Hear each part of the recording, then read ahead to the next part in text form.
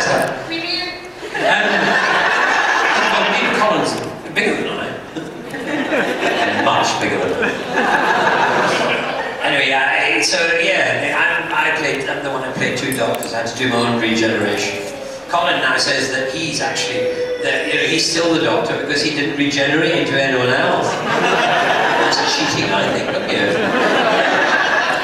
He said, now you've started a whole new dynasty. You're doctor number 1, really. Part 2. Do you have any other questions? Okay, I'm going to start with you, then you, and then you.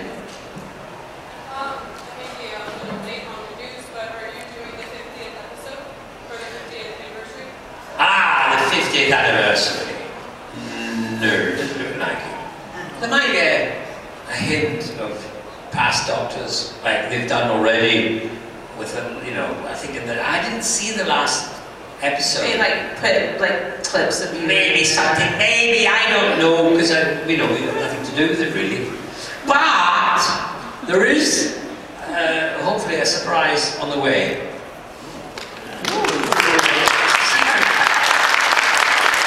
It's not actually to do with the BBC, but it's a secret, and that's it. Stay tuned. Stay tuned. There will be some, I hope, it's a gift to the fans. I hope. You might hate it. We don't want that gift, take it back.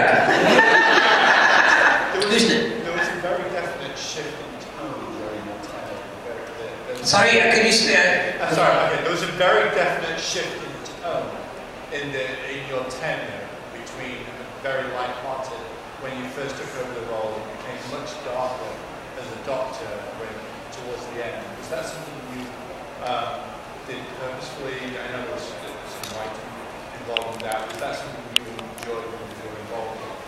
Yes, it was, because as I say, I took over completely ignorant of Doctor Who. I hadn't seen it for years, had quite distant, vague memory of it. And then, I arrived with my bag of tricks. They said I wasn't given much direction. I was just given all these costumes to try on, and that was it really. And so I just responded the early ones, as they were light-hearted, slightly comedic, and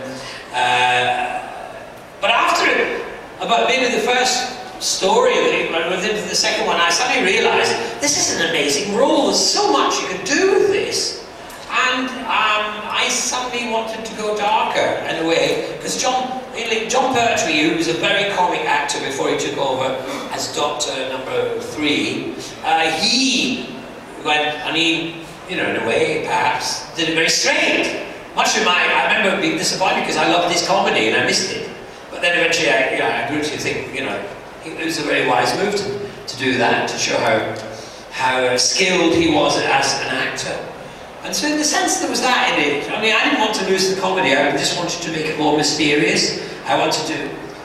My grandmother, at the time, she lived to be 100 years and 3 months, which then is quite a long time. Now it's quite regular. I'm 100 now. You wouldn't believe it. I was 900 when I was in Doctor Who, but so I remember visiting her, and she had all her faculties, but there was a sadness about her longevity. She'd lost children, some of them died. She had no friends, they're all gone. She lived to be 100. I remember thinking, wow, the Doctor's 900 years old and he's had that experience. So I wanted to bring those things in. And I also wanted to keep juggling as many balls as I could. The comedy balls, and the tragedy balls, and my own balls, if you get my meaning. So that was my dream. And I kind of got it there in the end. It took a while to get around because things had to be written, and they were really writing the episodes had been written for a more comic, light-hearted Doctor, but then eventually it turned like a great oil tanker in the ocean round and became more my Doctor I wanted to do.